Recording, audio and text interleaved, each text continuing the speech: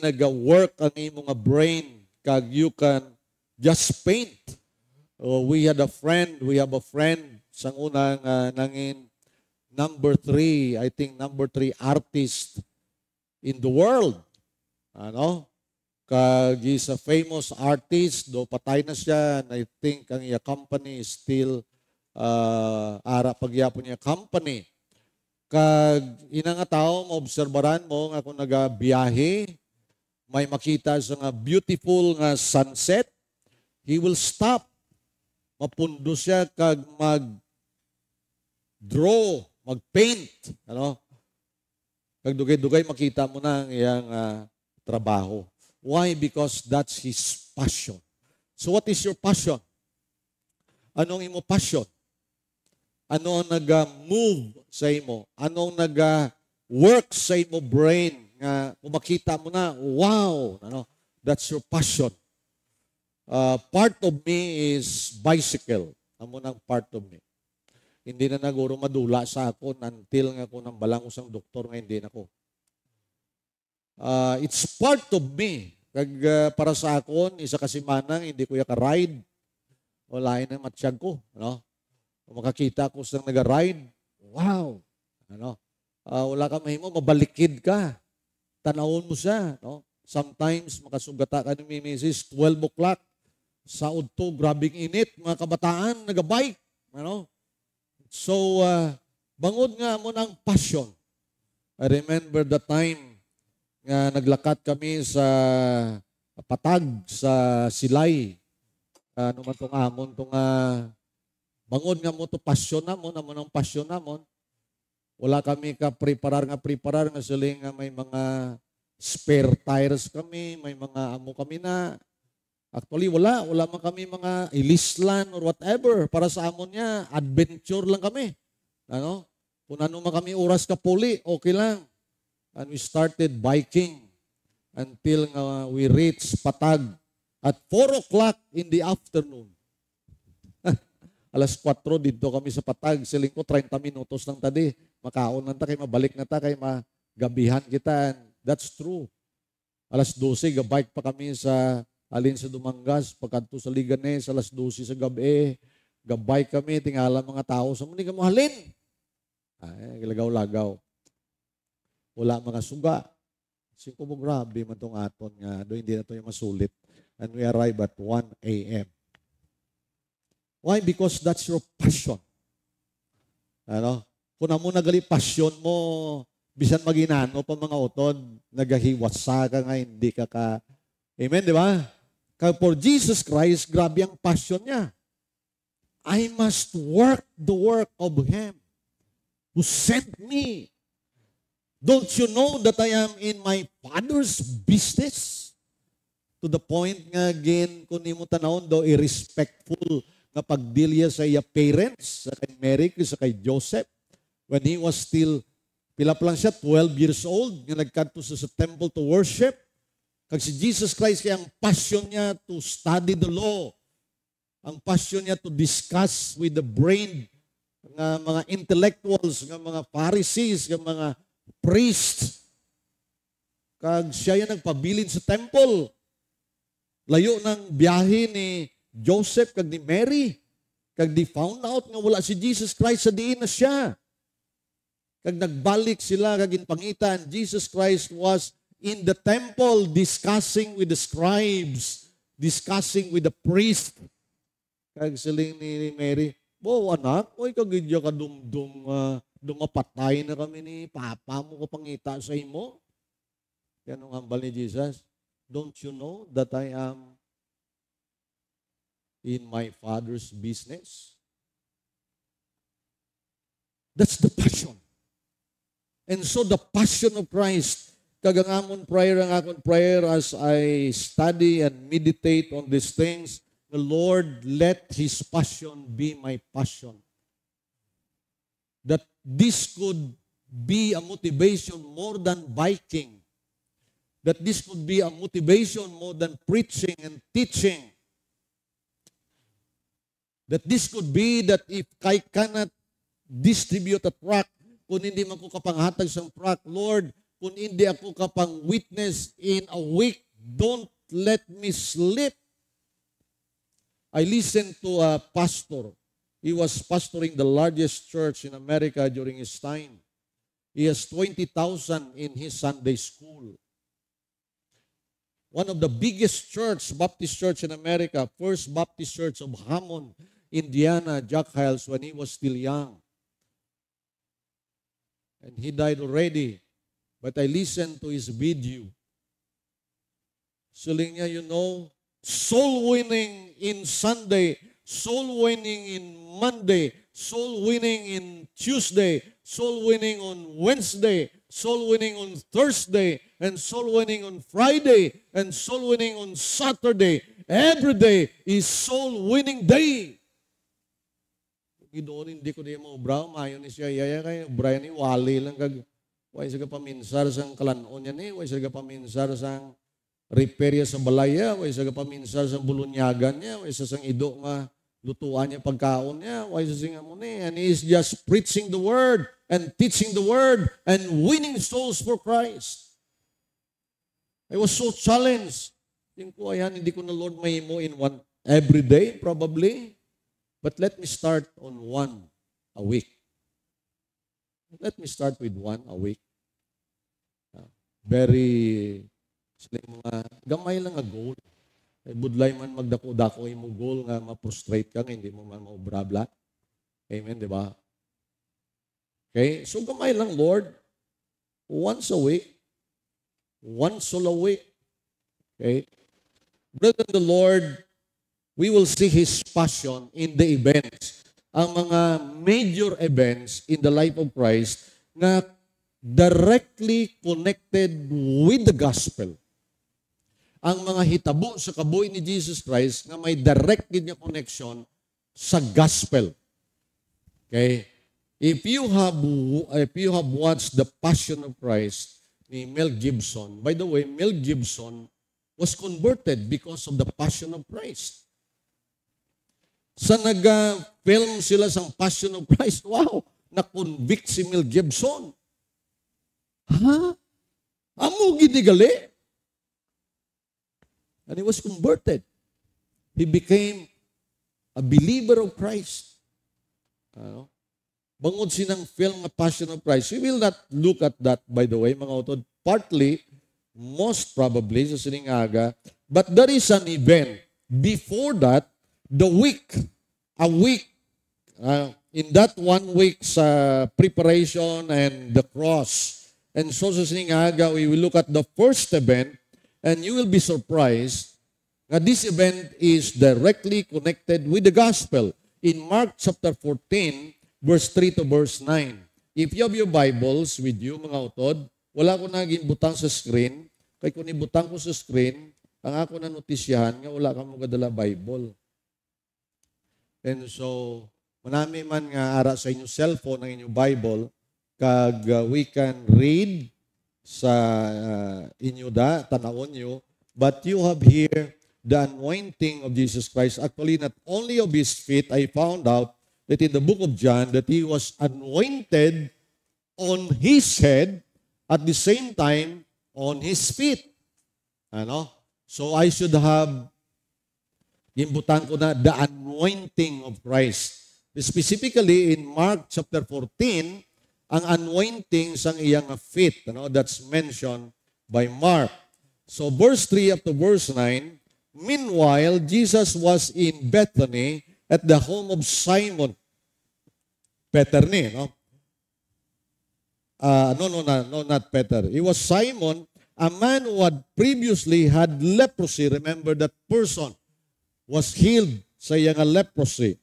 While he was eating, Jesus Christ, a woman came in with a beautiful alabaster jar of expensive perfume.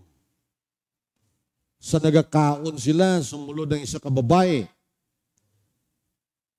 With a beautiful alabaster jar, expensive perfume made from essence of nard. This woman is Mary of Bethany. Okay?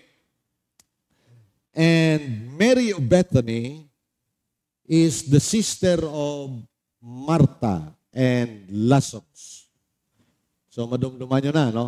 Si Lazarus na patay, si Martha kag si Mary, remember ang duwa ka utod ni Lazarus. So amo ni siya, si Mary. Tapos ang ambalya, she broke open the jar and poured the perfume over his head. Over his head. Some of us at the table were indignant. Why waste expensive perfume? They asked. It could have been sold for a year's wages and the money given to the poor. So they scolded her harshly. But Jesus replied, leave her alone. Why criticize her for doing such a good thing to me? You will always have the poor among you, and you can help them whenever you want to. But you will not always have me. She has done what could have, has anointed my body for burial ahead of time. I tell you the truth, wherever the good news is preached throughout the world, this woman's deed will be remembered and discussed. And so in the book of Mark, he mentioned about the woman. In other passages, gintawag na nila the woman of Bethany. Okay? And you have Mary, the sister of Martha and Lazarus. Very costly perfume. I have forgotten where the passage is, probably in Luke and in John. The price of the perfume is 300 denarii. Roman coin. Roman coin. 300 denarii. Okay? Now, isa ka denari, equivalent sa isa ka adlaw nga sweldo sang tao during the time. So, 1 denari lang ang imo sweldo kung mag-ubra ka under the Roman Empire during the time. I tried to look and try to estimate, di pamangkot ko ang mga maalam ng mga tao. Kag according to them, depende sa sitwasyon, but according to them, kung sa subong mo na nga i-plaster ang worth, ang equivalent sang sina nga perfume, alabaster na ya, hindi siya butelya, ha? Jar. Ano? Is a perfume jar.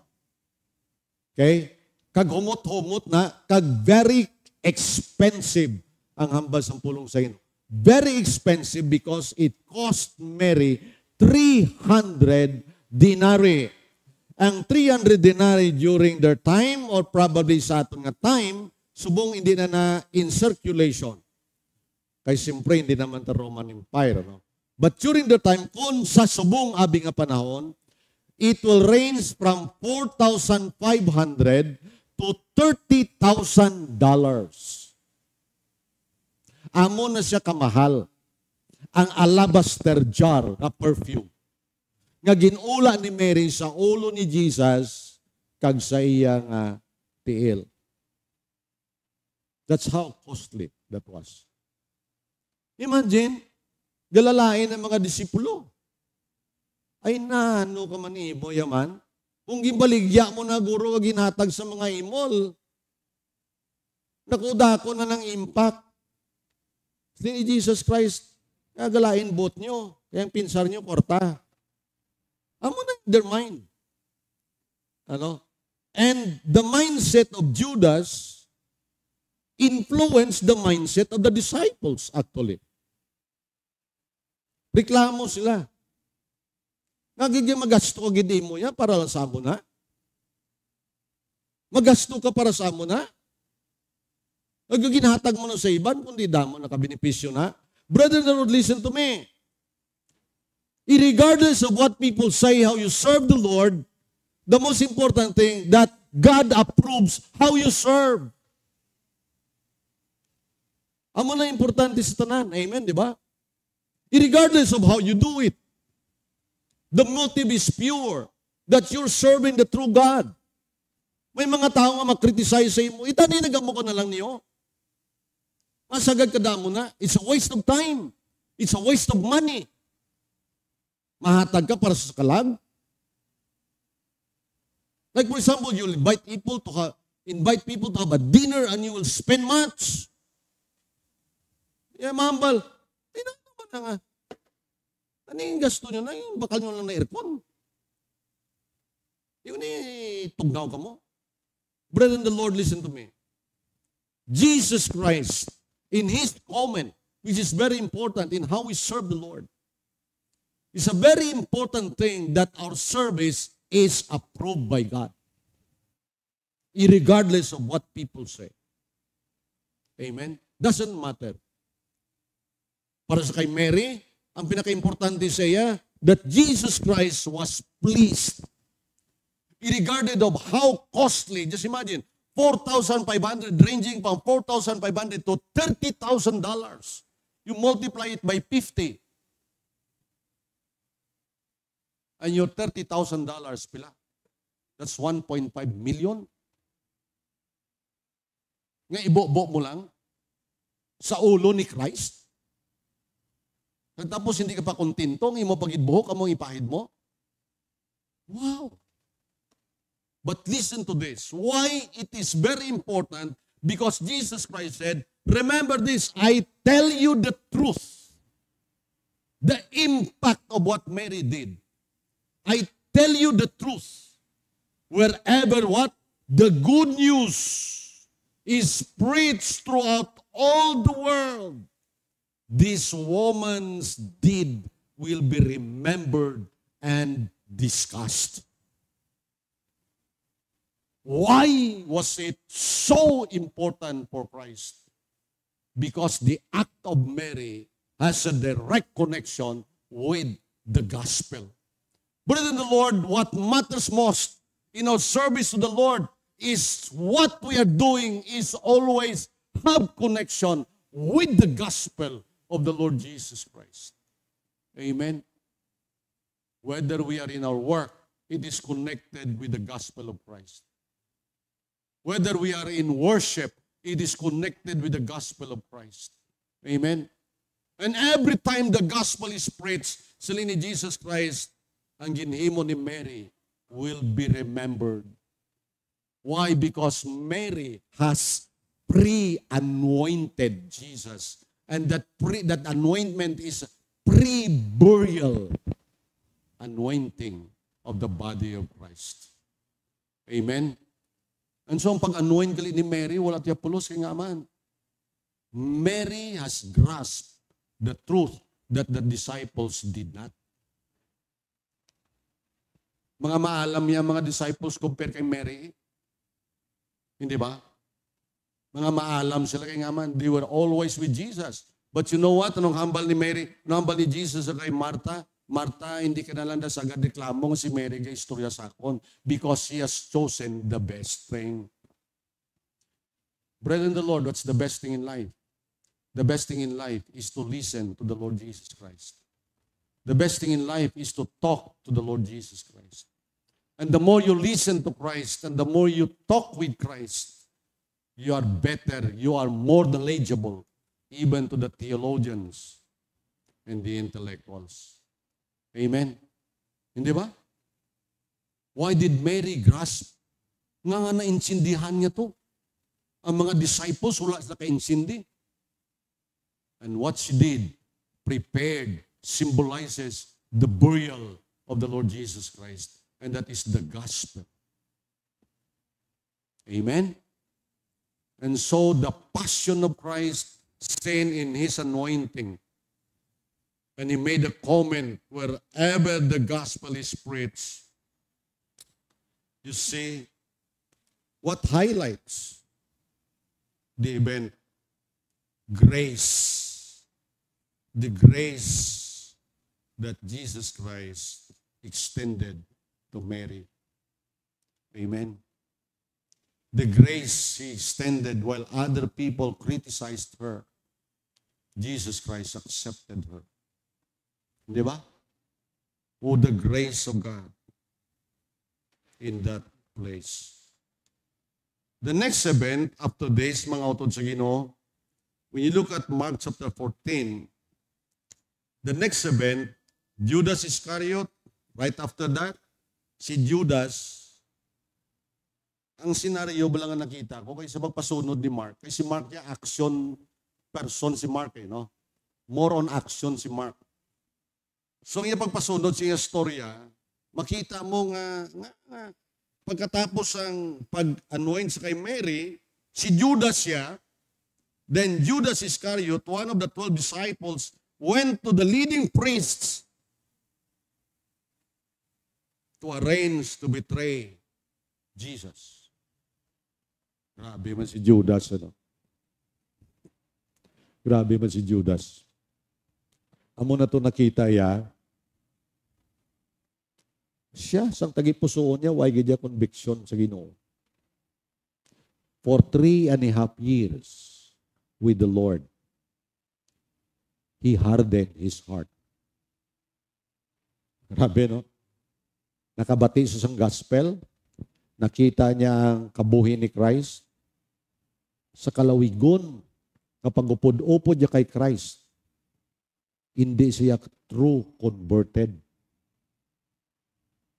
Hindi siya tuod-tuod nga naluwas. Just imagine, after nga nakita niya to, nagsalipot-pot niya si Judas. Ano? Ngita agad siya pagi. Nangita agad siya pagi nga maka-escape siya. Sa madali lang nga panahon, nagkadto siya sa mga priest, kagin-arrange niya kung paano niya i-betray si Jesus Christ. So he began. Kaya hambal ya, they were delighted. Excuse me.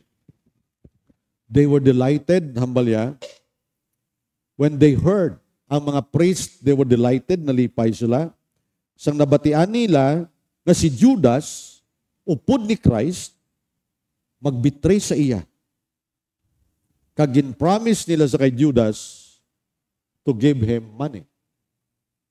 Okay? Sige pati gayo na ngay tagaan ka na mong kwarta. So pila kwarta ginatag siya? 30 pieces of silver. Coin, dinari. Remember Ano?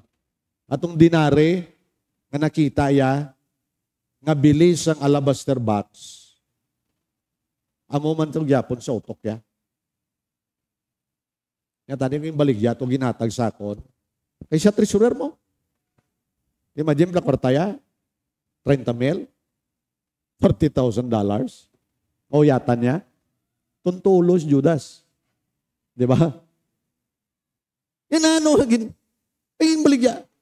Ihatag daw sa mga imol. Sino mahatag ko siya?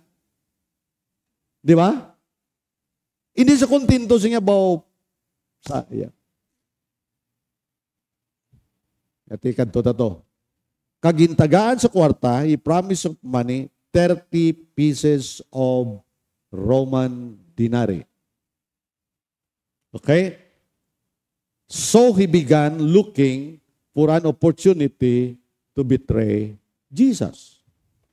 And the next thing, on the first day of the festival of the unleavened bread, unleavened waay ginpahabok, flat bread. Kaya wala na saya sing yeast, ano? So pure nga wheat, okay? Flour. Kagamo na ginatawag nga unleavened bread kag ginakaon na nila during the feast of the Passover.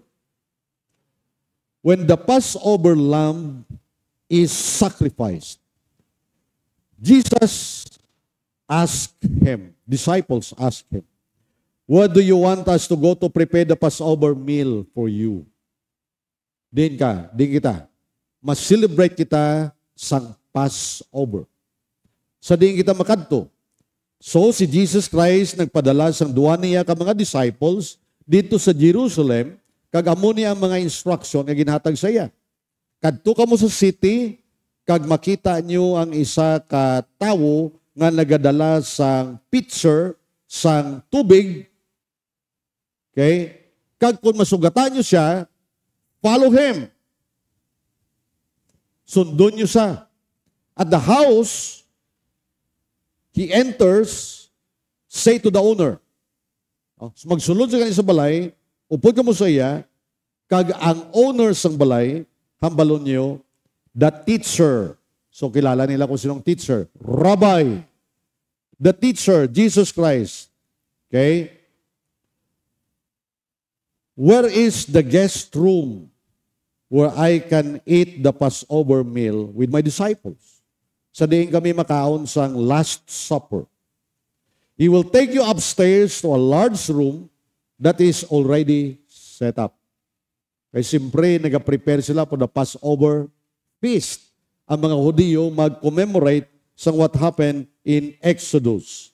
So the two disciples went into the city, nakita nilang tao, ginhabal ni Jesus Christ, kag they prepared the Passover meal.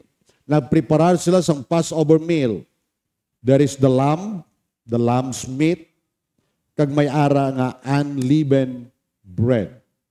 Okay, amo ng preparation. In the evening, Jesus arrived with the 12. As they were all at the table, eating, Jesus said, I tell you the truth. One of you eating with me here will betray me. So yun nga, may-ari ding tulisan. May-ari ding taong i-turn over ako sa mga high priest. Greatly distressed, each one asked in turn, am I the one? Each one asked in turn. Meaning, masugod si Peter kay siyang spokesman. Di ba? Yung pamangkot niya, ako Lord. Next, ako Lord. Next, ako Lord. Si Judas sa totoo. Hindi ba? Siyempre mamangkot man siya. Ako, Lord. Grabe si Judas, you know. Hindi ba? He replied, it is one of you 12 who is eating from this bowl with me. For the Son of Man must die. Kaya ang anak sang tao mapatay, suno sa ginhambal sang mga pulong nga gindeklarar long ago. But how terrible. Daw ano ka makasiligni nga matabo. It will be for the one who betrays him. Daw ano ka makasiligni. Daw ano ka kalahadlok nga matabo sa isa nga magbetray sa iya. It would be far better for that man if he had never been born. Ay, grabe nga ang ni Jesus. Mas maayo tani nga way sa bata eh. Ha? Mas maayo na lang nga wala na nga tao mabata kasi betray ako. It's a theological question. Amen? So nagapamangkot ka, why did you allow him to be born? Eh, mabot na sa pinsan mo, di ba? Eh nga allow mo pa nga mabitray mo na sa sakon. Brethren of the Lord, there is always sovereignty of God and responsibility of man. Pharaoh heard God. He hardened his heart. Pharaoh hardened his heart. Sovereignty of God, he revealed to Pharaoh. Human responsibility, Pharaoh could have believed, but he hardened his heart. The same true to what happened to Judas. He saw Christ. He knew Christ. Amen. He saw the miracles. He saw the deity of Christ. He could have believed on Christ. And he could have been converted. Amen. Naging specify ko isang si Judas out. Amen, di ba? Human responsibility, Judas hardened his heart. Listen to me. God is willing to save you. And He is powerful to save you. your responsibility, you believe Him. And if you harden your heart, it is better for you not to be born than to suffer eternity in hell. Amen? You see that? The same statement. Mas maayo pa nga wala sa matawo. Mas maayo pa. The question is, am I different from Judas? Amen, di ba? Are you different from Judas? Judas was born a sinner. And that's how he lived as a sinner. Did he have opportunity to listen to Christ and to believe on Christ? Yes. But he chose not to believe on Christ. The same true with you. The same true with me. Amen? It's just the same. Hindi ba? It's just the same. You were born and Jesus came to save you. Because all of us who were born are lost. All of us who were born sinners, same as with Judas. Mautod sa Ginoo. Kagungay mo tanawon. If you will not believe on Christ, it is better that you were not born. Amen? Diba? Then your soul will suffer in hell. So what we see in Judas. Mga utod, posible nga every Sunday, ari ka. It's possible. Posible nga you have been hearing and hearing the gospel. And it is your responsibility to believe. But if you harden your heart, when the Holy Spirit work in your heart, and you continue to harden your heart, you are responsible, and you will go to hell. Okay? So this is what happened to Judas. And so the Passover feast in Exodus chapter 12. Ano na ang Passover feast? Okay, look at the picture. Now you have what happened in Egypt. Amo niya ang mga Jews. They were enslaved for more than 400 years. Enslaved in Egypt. And here comes Moses. And since ang Ginoo siya, okay, I will show Pharaoh, ipakita ko sa iyang akong gahom. Ang gahom sa Ginoo, the 10 plagues nga ginplastar sa Ginoo, nga ginpakita sa Ginoo sa Egypt, ipakita sa Ginoo sa kay Pharaoh. And Pharaoh, not sincerely, he pleaded for God through Moses, nga ginambal niya, hambali ang Diyos mo, nga i-allow ko ng Israel nga magwa. Hambali ang Diyos mo. Di matapos na ang kalalatan, matapos ang disaster, mabalik na naman ang tagipusoon ni Pharaoh, nga matiga, nga hindi niya pag-i-allow ang Israel nga magwa sa Egypt. The final plague, the death of the first sons in Egypt. Final, amo nang pinakapinali. Kamatayon sa mga kabataan nga magulang nga lalaki, tanan nga magulang nga lalaki, patay. Agambal sa Ginoo sa kay Moses, ang balon mo ang mga Israelites, nga nga mapatay sila sa lamb, karnero, nga wala gid balatian, kag tapos kuhaon nilang dugo, kag ang dugo, ibutang nila sa ilang mga doorposts. Look at the lamb. Patay ang lamb. Ang iya dugo, gibutang sa doorpost. Kaya hambal sang Ginoo, the death angel. The death angel.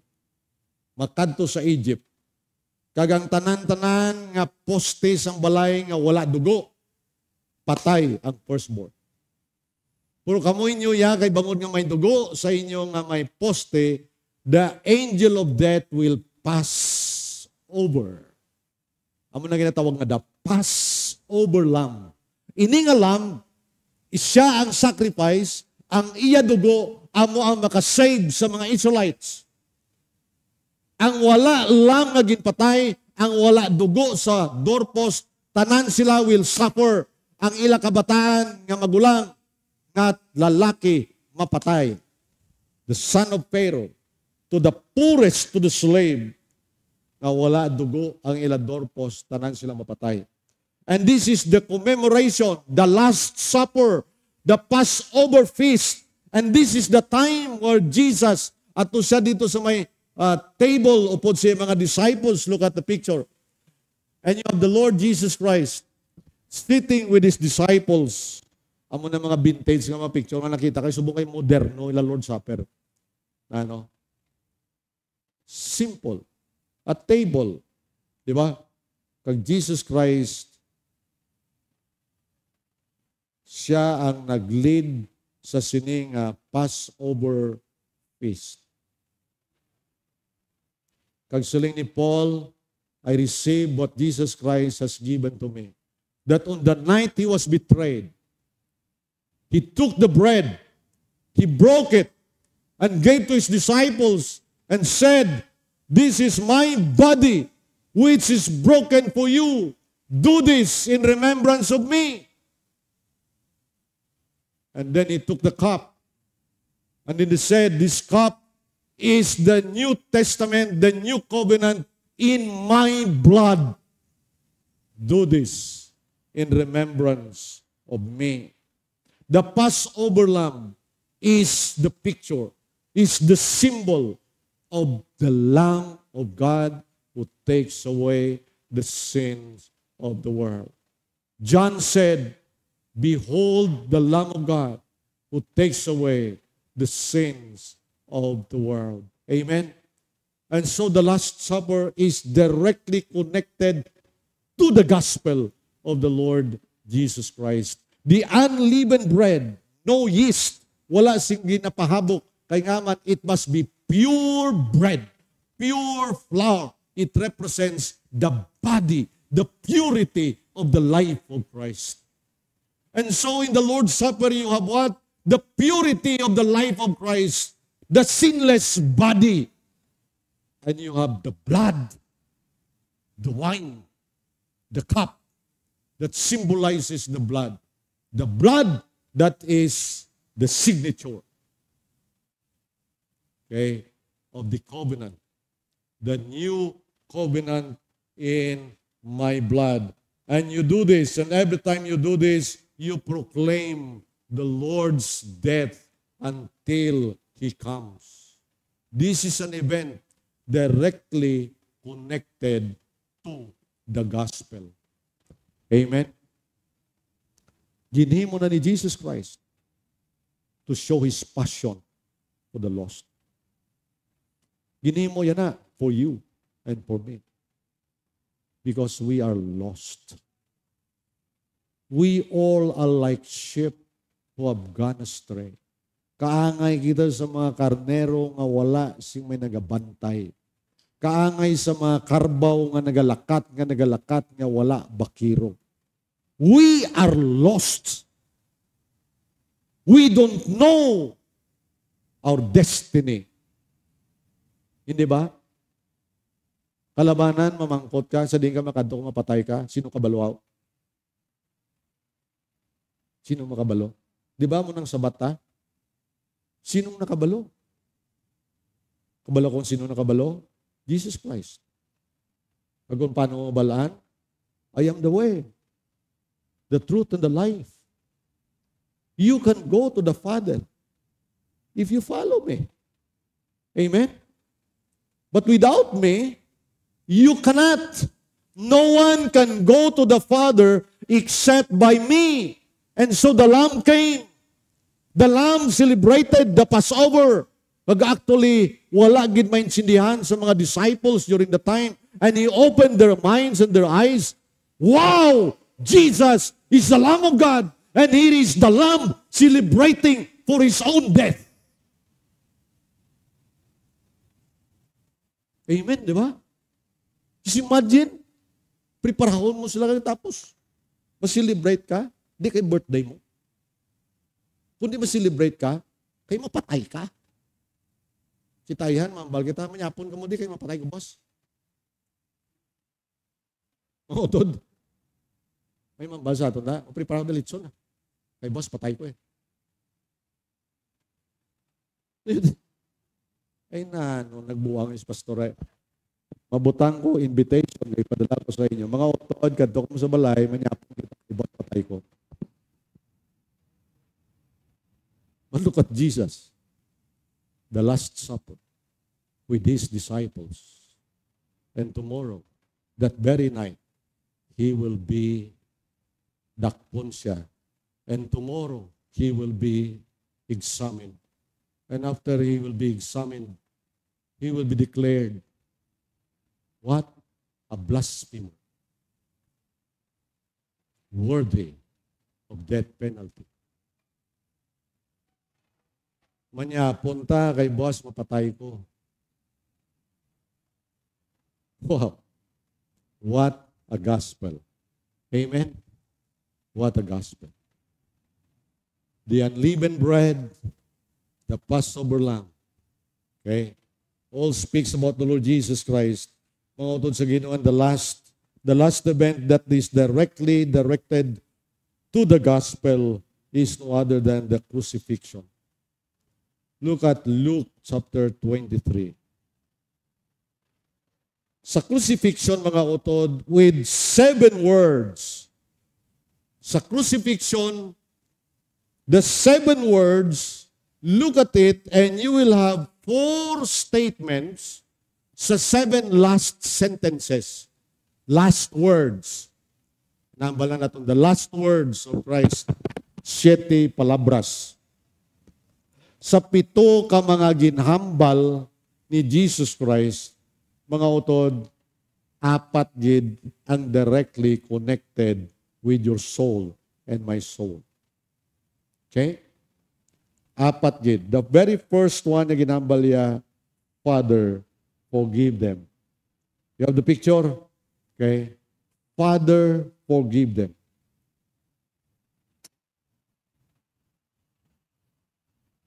A statement of forgiveness.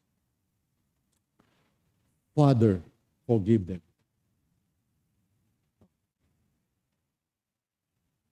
Mga utod, that's how deep is the love of Christ. Hindi matungkad niya klase gugma niya.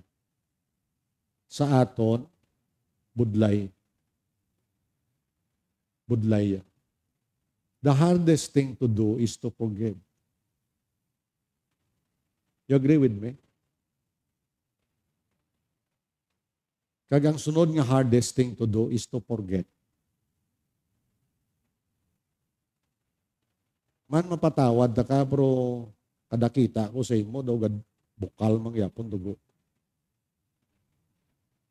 Hindi bala mo na kita natawo. Napatawad ta na sa mga utod. Pero kung makita to sa gainit mangyapon ulo ta. Kamo na, kay tawo ka mo. Hindi ba? You are man. You're human. Bisan in sakto theology ta. Sakto theology ta. Problema ta, gapang una-una, pang utok ta. Kung mo untang theology ta o kung hindi. Hindi ba mo na? Insakto na ang aton pagtuo. Pero ang problema ta, kung himuon ta o kung hindi.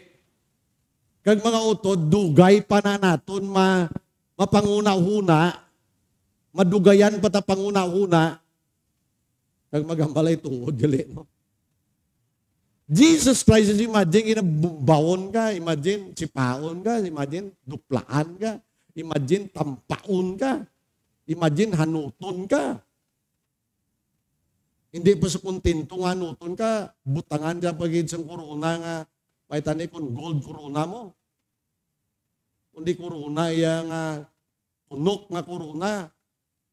Kabalo ka mo ang pinakagrabe nga klase ka dugi, tunok, sa kawayanan, ang ngalan sina bala nga dugi, Roma. Kaya kita mo na. Huwag mo magsula, no? Ngalan niya Roma. Huwag mo magsula, no? Amo nang pinakalabang nga dugi, itom-itom na bala. Kita nyo na, huwag mo mayang people, huwag mo gantos payanan eh. No? Pero kung magkakantog yung mga mo sa mga masiyok na lugar, may makita ka mo na nga dugi nga itong grabe ka na yung klase, balago na. Ano? May mga bulak-bulak pa na sa gani. Mataas. Hindi man siya balagon gali, kundi mataas na siya nga daw, bush bala. Ngalan siya nga tanom, Roma. Muna panawag din sa aton, Roma. Uy, maging mamagsala, kaya ibutang sa Romans, nga tunok, nga mga dalagkok, mga matalong, amo naging butang nila sa ulo ni Jesus Christ. Kaya tapos, sa kontento, ikaw taning, hindi ka nakasarang magakwat sa cross mo. Mambalan sa akwata cross siya, kay pag-abutos babaw, bumbahon na na. Waya mo na mga utod, wala, luoy-luoy, hakwata cross mo. Samtang ginakwat ka, cross siya, ginakadlawan pa siya. Samtang ginakwat siya ang cross siya, ginaduplaan pa siya. Samtang ginakwat siya ang cross siya, may mga taong kasigit. Amo ng Diyos. Tanan niya klase pagpakahuya. Ginhimo sa iya. And finally, they crucified him. Kung mga utod sa Ginoo, I have talked to you about this. Ginambal ko sa inyo, gin-research ko kung ano gibalambot sa lingon, that when Jesus Christ was crucified, He was naked. Kagin-research ko gidya, try to consult duha ka mga theologians who agreed with what I am thinking, that Jesus Christ was crucified, wala gidya, asin wala. Wala sa underwear. Wala sa bayo. Kaya nga iya bayo, gin-drolat sa mga soldado. That was the undershirt of the Lord Jesus Christ. And the undershirt, wala niya ginatahi, wala niya tinabuan mga utod. Wala na. That's why hindi nila pwede gisiyon. Hindi pwede santunga mo, santunga man akon. Hindi pwede. Drolat skid. Hindi pwede gisiyon. Dapat buo. The undershirt of Christ, ginkuha sa iya, and He was there, at sa cross, hanging, naked. As in naked? That's why the Bible says, He despised the shame. What is the most shameful? It's not the words. Hindi ang pululungon na ginahambal sa imo, hindi mo nang shameful. The very worst na shame is that you will be paraded and you will be hung and crucified naked. Hindi na yupian, dalagan sa yupi na yun. Hindi mo na yung mga utod. Ano na ang yupi nga dalagan nga wala mga bayo na? Oblation run. Hindi na sa kahuya nila ya. Kaya wala na sa kahuya. See? What about Jesus Christ? You're the Son of God. You turn bread. 5 ka tinapay, ginpakaon mo 5,000. 2 ka isda, ginpakaon mo 5,000. And here you are naked. Ikaw imuwanan mo na. I remember the story ni Pastor Lem. Pastor Lem, well naman mula. Kasang gamay pa siya gali, may mga sunoy nga dalag ko sa iya, nga ginuyatan siya, kagibutang sa subay. Butang sa subay. And until now, dumduman niya. Until now. Hindi, pagkakalangan niya sa subay. What about Jesus Christ? And still He can say, for my sake, for your sake, Pastor, kung nato ko to be, dala na ko to, dala kayo. Dala ka. Dala kita tanan kay sino sala. Aton. Amen. Aton tanan sala. And then he said, Father, forgive them. May sa kabalo. Wala sila kabalo sa ilagay na mo, Lord. Patawara sila, Ginoo. Amay patawara sila. And that statement directly affected us. Our sins are many, but His mercy is more. Amen? Our sins are many. His mercy is more. Where sin abounds, grace much more abounds. Man kung hindi lang sa kaluoy kag bugay sa Dios nakalamatay na kita tanan mga utod.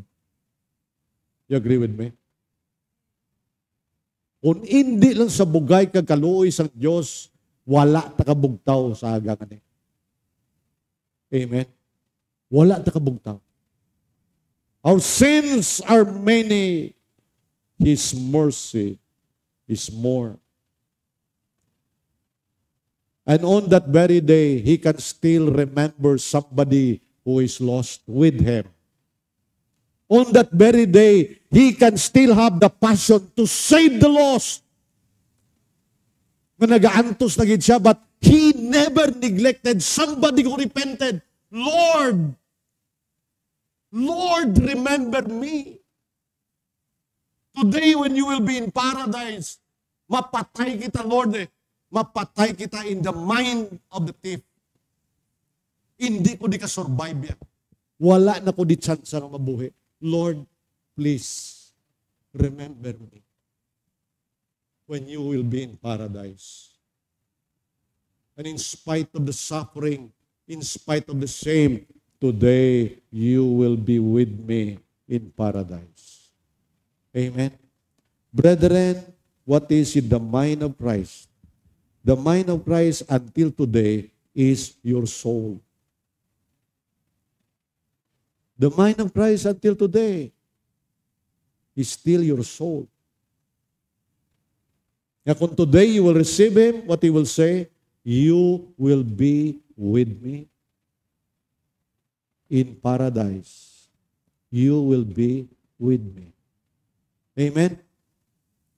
And then, in Matthew, the words of Christ, after 3 hours of darkness,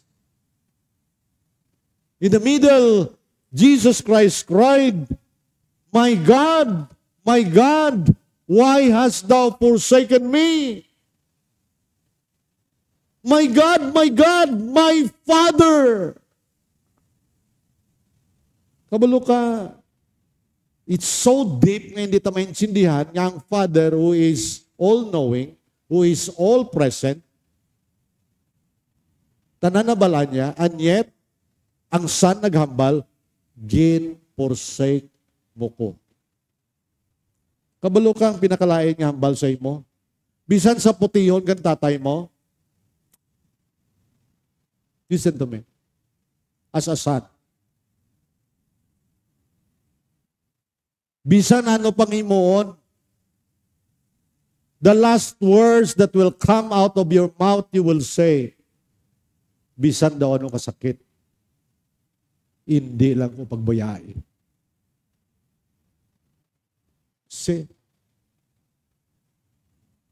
bisan daw ano pa, bisan sumbagon mo ko, please don't leave me.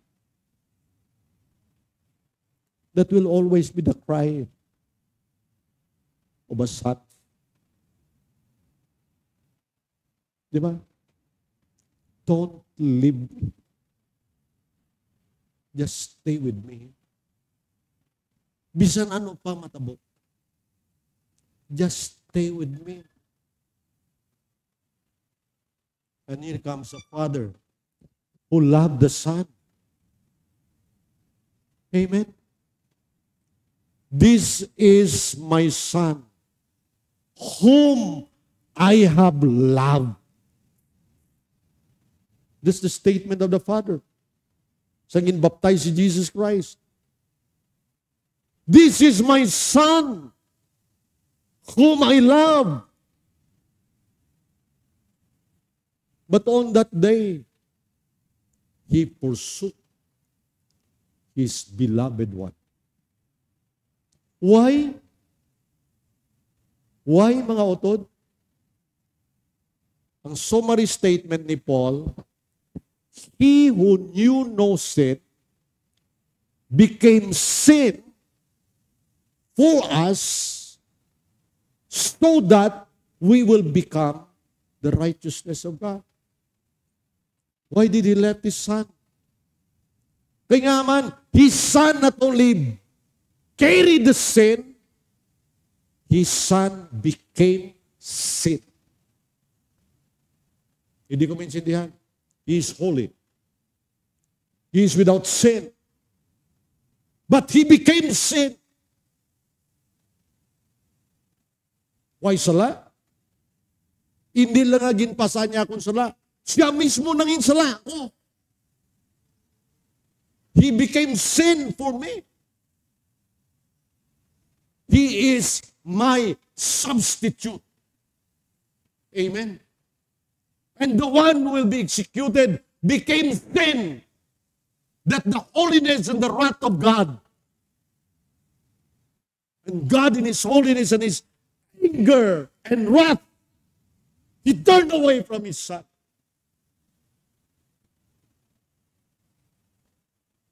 Why? For you and for me. Amen. That's for you and for me. The sin, not only the sin, but the whole world, the whole humanity, personalized in the person of a holy Son of God. And how the Father looked at Him. He is sin.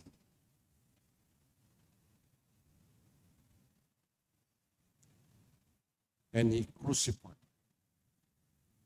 Let Him die. Let Him suffer. That's why Jesus Christ said, Lord, Father, why hast thou forsaken me? Nibot silingon nga ni kabalo si Christ. Bala niya eh. Why He did that? Why is nga ginhambal lagi din, a very clear way nga ginhambal lagi na for us to understand, mga utod sa Ginoo. Para kita, we will understand how intense the suffering. Para kita maintindihan naton daw anugid ang wrath of God. That He will forsake His Son. And remember this. Brethren, if ever you will be in hell,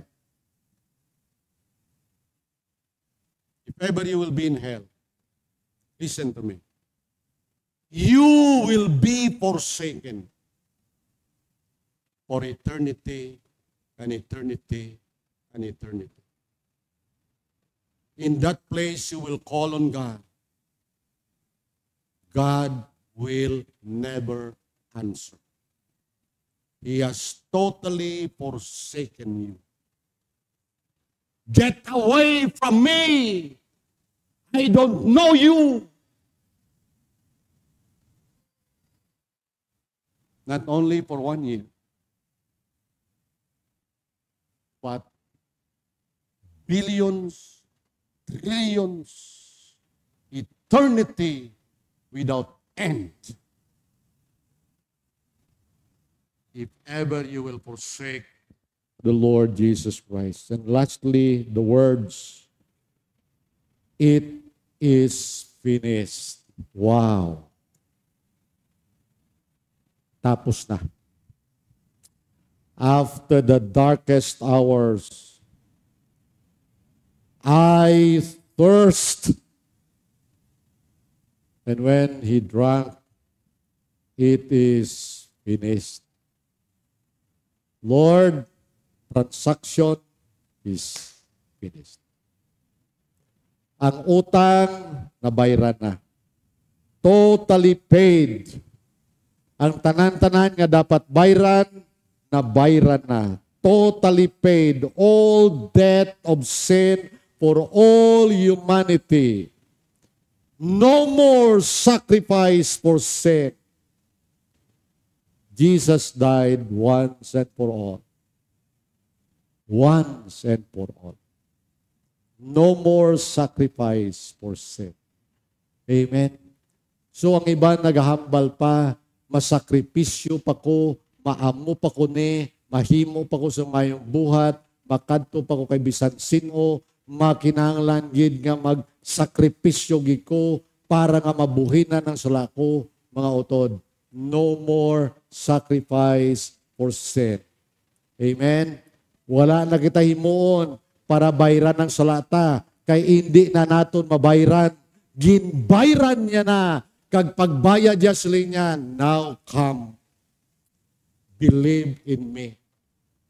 You come. Repent.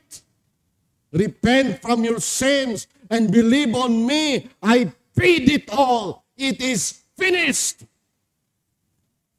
Ang utang mo sa may din, linding, ay grabing linding. 20% sa, ay terrible mga utang. Amo nang nagpabudlay sa mga kauturan, tas tsinda. Galing Pilipino, ay man may mo. Di ba no? Bombay diri, Bombay dito. 20%. Just imagine, ang aton, wala kita Bombay, spiritual, wala. Wala kita si may ginalindingan para bayran sa lata, wala mga utod. Kaya nga man, Jesus Christ paid it all. Amen?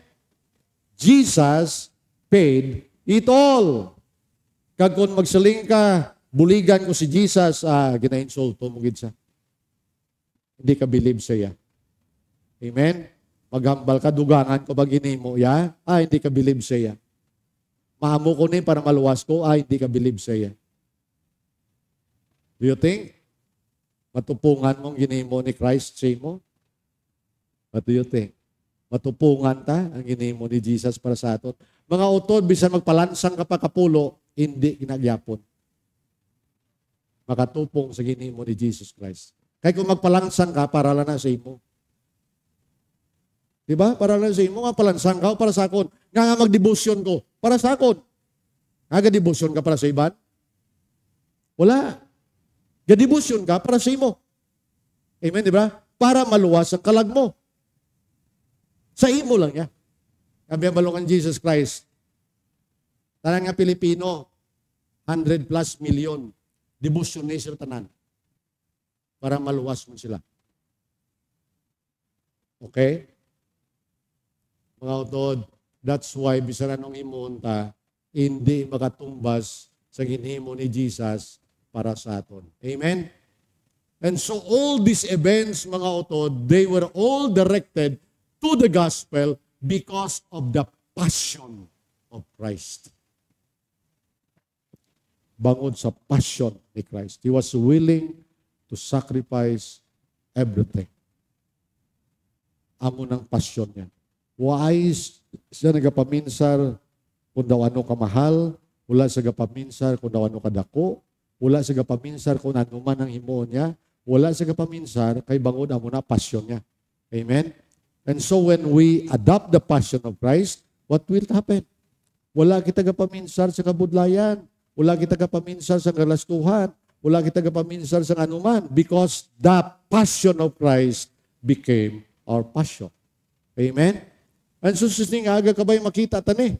Amo ginigali ang passion ni Jesus. And I want to be like the Lord Jesus Christ. I may not be crucified and I will never be crucified, but I must adopt the passion that I will always do the work of the one who sent me. The night comes. that no one can work. Amen?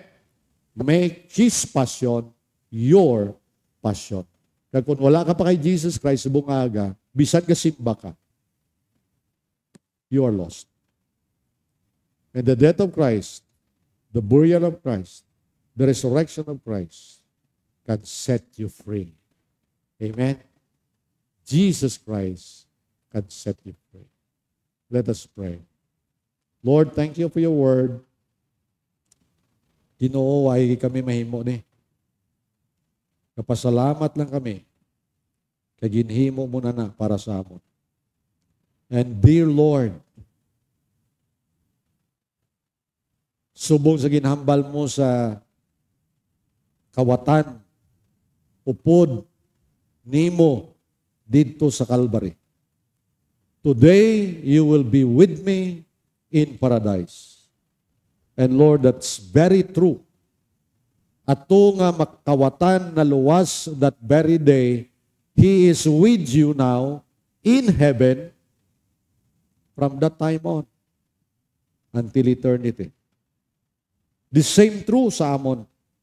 Kung ibutang namo ng amon total dependence sa imo lang gid, not on our religion, not on our good works, not on our sacrifices, but wholly in the death and the burial and resurrection of Christ.